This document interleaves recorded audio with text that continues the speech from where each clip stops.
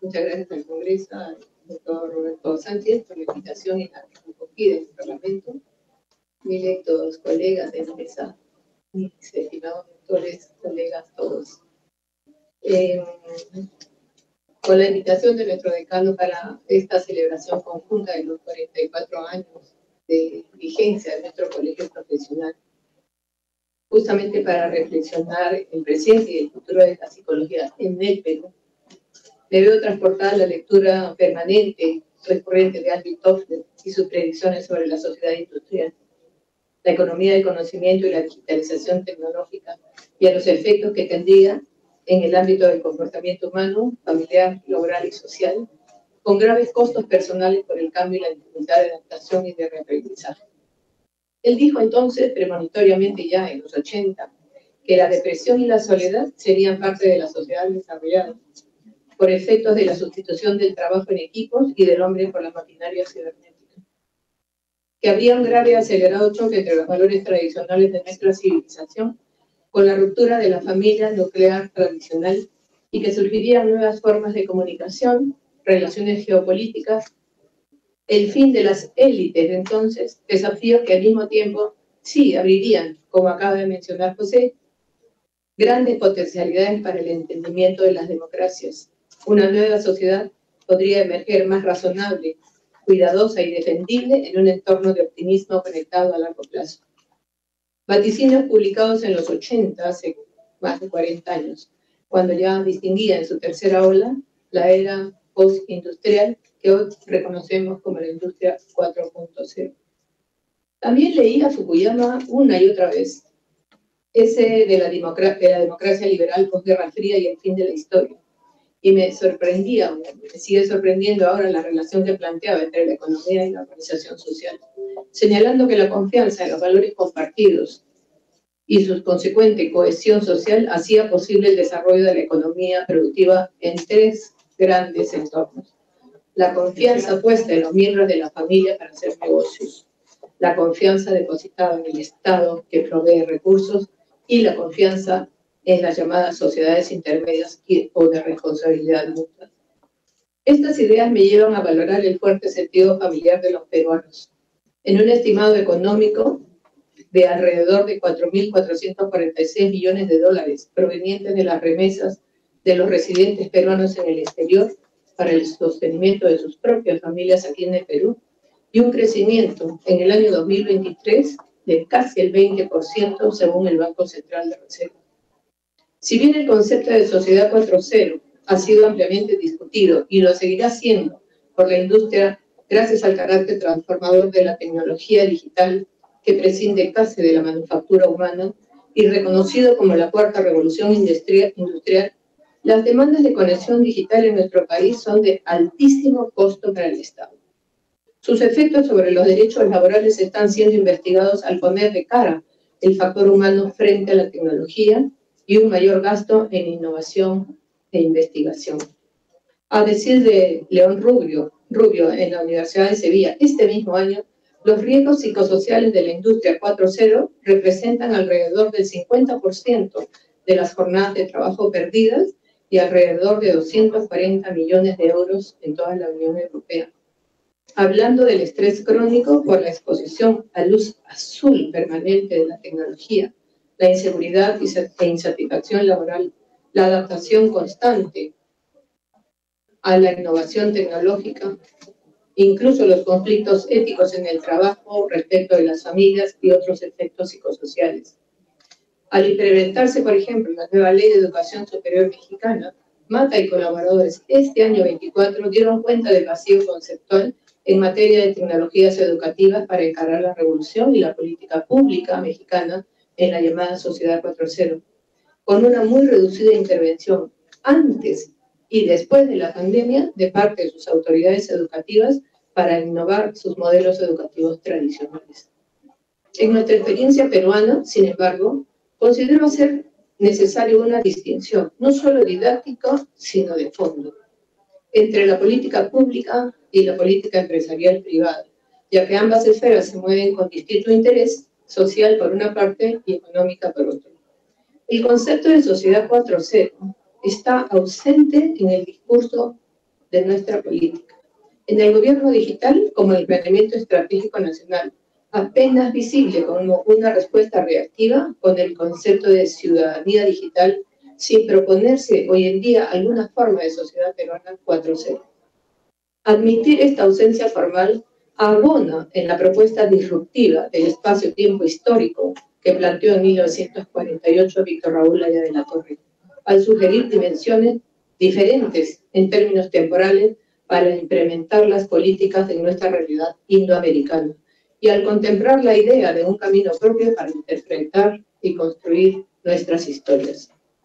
Así, observamos las prioridades para el año 2025, hacia el año 2050 en el planeamiento estratégico del país, enfocadas en la reducción del problema central de nuestro desarrollo, que es la pobreza extrema, el deterioro de la salud y de la educación, el desempleo formal y otros que afectan el bienestar y la calidad de vida de los peruanos, que los países desarrollados hoy día no priorizan, ni la Comunidad Europea, ni quienes transitan hoy día por la sociedad llamada 4.0.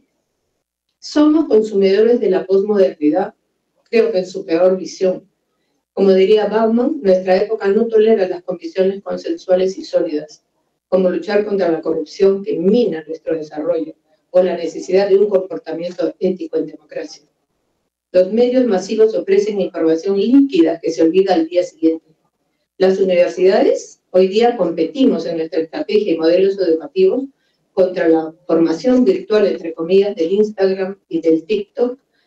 que con imágenes de apenas 20 o 30 segundos pueden transformar las creencias, las expectativas, las convicciones y hasta los valores personales de un joven para siempre. Somos un país en construcción,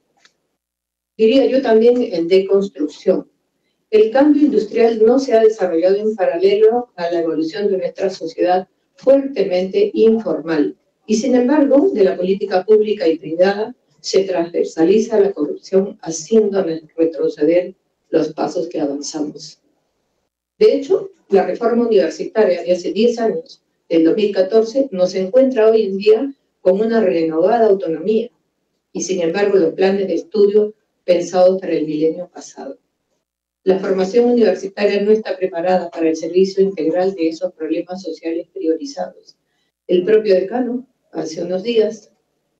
denunció las limitaciones en la formación profesional integral de los psicólogos. Nuestra ley del psicólogo peruano no garantiza su función primaria de prevención y diagnóstico de la salud mental. Y el actual ministro de Trabajo aludió hace unos pocos días a más de 1.700.000 casos reportados de salud mental en el año 22, y la necesidad de equilibrar el lugar de trabajo con la oportuna intervención del personal de salud mental en los problemas laborales de depresión, ansiedad, efecto de las condiciones de trabajo, acoso o adaptación al nuevo empleo. Hace falta el componente de salud mental en la actual Ley de Salud y Seguridad en el Trabajo, tal como hace muy poquito todas las entidades públicas hemos incorporado las políticas del SOMA, es decir, la política de salud y seguridad en el trabajo, con visión de las emergencias en unas condiciones de seguridad. Y sin embargo, en esas políticas públicas y esas instancias no entra ningún profesional de la salud, mucho menos psicólogos. Frente a este panorama tecnológico, frente a una sociedad que se avisora para otros y para nosotros, todos debemos reconocer y recordar los orígenes de nuestra formación profesional para una psicología dedicada al tratamiento, como la investigación del comportamiento y de los procesos cognitivos. Hace muchos años, las políticas demográficas sí nos dieron un derrotero que podemos continuar, concentrándonos en las políticas del ciclo de vida. Políticas prenatales, infancia, adolescencia, juventud, adultos y adultos mayores. A mí siempre me ha sorprendido lo reactivo de nuestras políticas. Si bien es urgente atender la salud integral y la salud mental en especial, es tan igual de urgente dedicar nuestros esfuerzos a la prevención de daños siendo responsables de la inversión pública. Hoy en día necesitamos una psicología preventiva y de diagnóstico temprano, que habla con urgencia, por ejemplo, de las necesidades de hoy, del sector educación y de otros sectores sociales, que al menos el sector de educación hoy alberga alrededor de 500.000 profesores, maestros, que necesitan el trabajo conectado, interconectado e interacción de los 50.000 o 60.000 psicólogos que acaba de mencionarse, que están registrados en el colegio, fuera de los que todavía no están registrados. La investigación, por ejemplo, en neurociencia, que acaba de mencionar muy bien nuestros colegas, resalta la necesidad preventiva del diagnóstico de las discapacidades en general, de las neurodivergencias y las condiciones del espectro autista y de otros trastornos psicológicos o condiciones psicológicas con el fin exclusivo de la intervención anticipada y oportuna, incluso en el marco de la ley TEA 30-150. Observa que nuestras políticas del ciclo de vida protegen a la población más vulnerable desde antes de nacer, durante la niñez, luego en la infancia, primaria y secundaria, luego a través del CIS y finalmente a través de la beca 18. Estos becarios son alrededor de 120.000 aproximadamente hoy en día, y ahí se detiene el servicio público. ¿Cuál es la razón por la que nosotros descontinuamos el apoyo a esta población?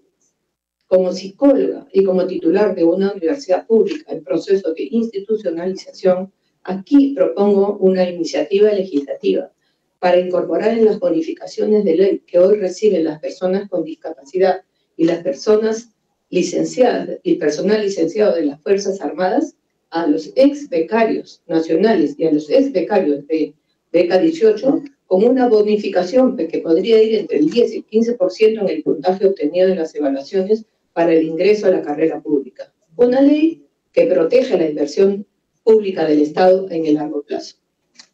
Comprometo pues a la Universidad Nacional de Barranca en esta iniciativa legislativa y a los diversos actores aquí reunidos para continuar trabajando por una psicología científica que contribuya decididamente al tratamiento de las vulnerabilidades, carencias y limitaciones de la pobreza extrema de las mujeres, hombres y familias peruanas.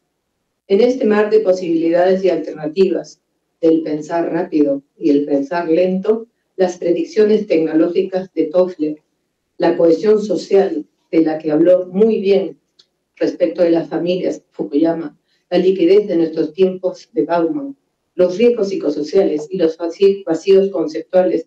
que vimos en las políticas públicas mexicanas y probablemente las nuestras, por su parte las políticas de población y del CEPLAN, que orientan a seguir trabajando para reducir la pobreza, cuidando siempre los recursos públicos, como el relativismo del espacio-tiempo histórico de Aya de la Torre, nos interpelan a todos sobre el rol de nuestras instituciones y la necesidad de ser protagonistas del cambio hacia una mejor sociedad en general. Como otras profesiones de servicio, la psicología se entrelaza en todos los ámbitos sociales para proveer más reflexión, más humanismo, investigación y salud pública en la acción social. Es la tarea que nos toca a todos transmitir a las nuevas generaciones de psicólogos peruanos. Muchas gracias a todos.